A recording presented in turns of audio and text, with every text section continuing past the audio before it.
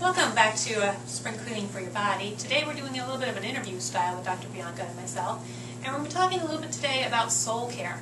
A lot of times people are very into the mechanics of doing, when there's some things that you need to do that are really not doing, the absence of doing, and that's really taking care of your soul.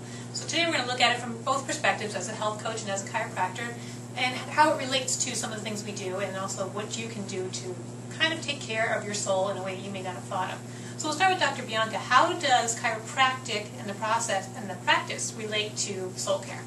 That's a great question. It's very hard to explain on a body level, but on the cellular level, when you look at what stress does to cells, it takes the cell and it actually changes the structure of it, the shape of it, if you will, which can be very dangerous for your cell, because a misshapen cell is not a good thing. That can usually lead to a disease or cancer or something down the road. So when you're talking about taking care of your body as a whole, we're talking about cellular level. So taking care of your insides of your body through natural means. For myself at my office, you can imagine that there's a lot of stress, not just from having a business, but also having people in pain. You don't really want people in pain all the time, and that's what a lot of people are in. So it's very hard for me to take all that energy and try to dissipate it. So what I do when I get home, for the viewers, in case you're wondering what I do, is I detach myself from technology, which is not the easiest thing to do for a lot of people. But you know, we refuse to have cable TV. We don't generally watch television at night unless it's a weekend or something, and we take time to just talk to each other and kind of reconnect and talk about our day.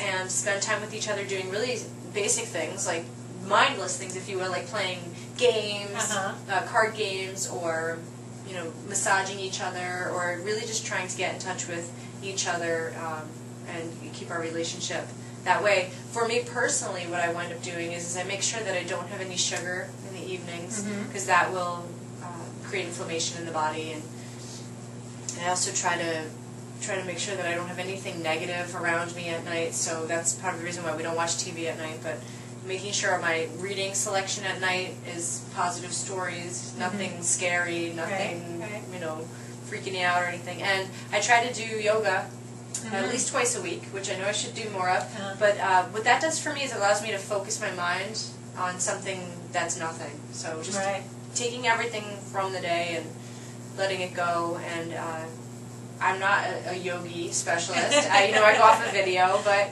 it's interesting because even someone who doesn't know a lot about it can do it. And as a chiropractor, it's extremely important, even for my physicality, because it's a very physical job. So for the viewers out there, they might want to consider what makes them feel relaxed, because that's really, like you said, taking care of the soul. So trying all sorts of different things. But you could probably shed some light on it too, as far as what your techniques are. Right. A lot of what I'll tell my people is to, again, I love the disconnect. You've got to turn off the smartphones and the emails. It's very hard. I know it's addictive. And some of the things I'll do is go out in nature, because it doesn't fit. You don't want to be. I watch people go on the walking path with their phone on. Like, you've just defeated the whole purpose of going out for a walk. So detach and go out in nature. There's something about the green. It just brings you right down and relaxes you. Just being back to some basic stuff and moving your body in a very gentle way, not trying to work out, but just going for a walk and just relaxing and sitting in nature is a big, big help. And another thing is meditation. And I know I'm not the greatest meditator. My mind is always in motion. It's something to learn to relax. But if you want, if you're a technology person who loves it, go download a podcast of guided meditation. They're free. But I've done that, and if you have to have your electronics, this is one way to have it and still accomplish the goal. And just do a guided meditation and relax. And I'll do that at night when I'm trying to wind down. Just put on my headphones and then just listen to very short guided meditation. But having someone else take me through the process gets my brain quieter than if I try to do the techniques I've learned. Because my mind's still going. It's still thinking. Yeah, you can't shut down. You need someone to help you. So I listen to the guided, and I find that's very helpful. But even if you just go in a quiet room and do nothing, and you'll find, especially if you're type A's, doing nothing is very hard, and it takes practice. So I definitely recommend to people, just take 5 minutes and do nothing. Nothing. The world's not going to end in those 5 minutes.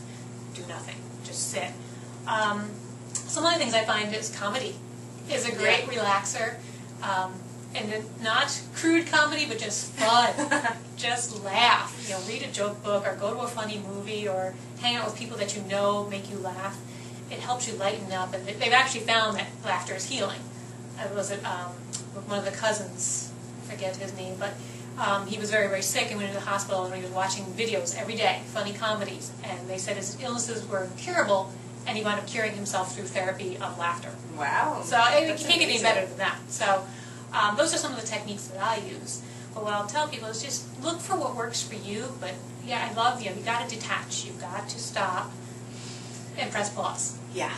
That's not always easy for people. Right. And you know what I liked about you, what your program is you talked about making it simple so that you stick with it no matter what it is. If it's too complicated and it's too many steps, you won't do it. Mm-hmm. And also you have to like it was another one of your suggestions. Right. If you don't like it, you're not going to do it, right? That makes sense. Mm-hmm. So maybe you don't like yoga. Well, don't do it. Don't force yourself right. to do it because, you know, that's not. It's going to have the opposite effect. It'll make you more stressed. Right. But I agree with you. I think getting out in nature is important and using all of your 5 senses. Mm-hmm. Getting back in touch with everything that you have going on here. Because we tend to just be so technology-based right now that mm-hmm. we're not listening, and we're not, even when people are talking sometimes, we're not even listening to them. Right. We're just looking at our computers or whatnot. What's right. next? So right. Those are great points. I agree with you, and I think it's really important that you do it, and do it soon, because if you don't, it will affect your health eventually. Right. For sure, unfortunately so. So that's it for this segment, and we'll see you in the next one. Take care.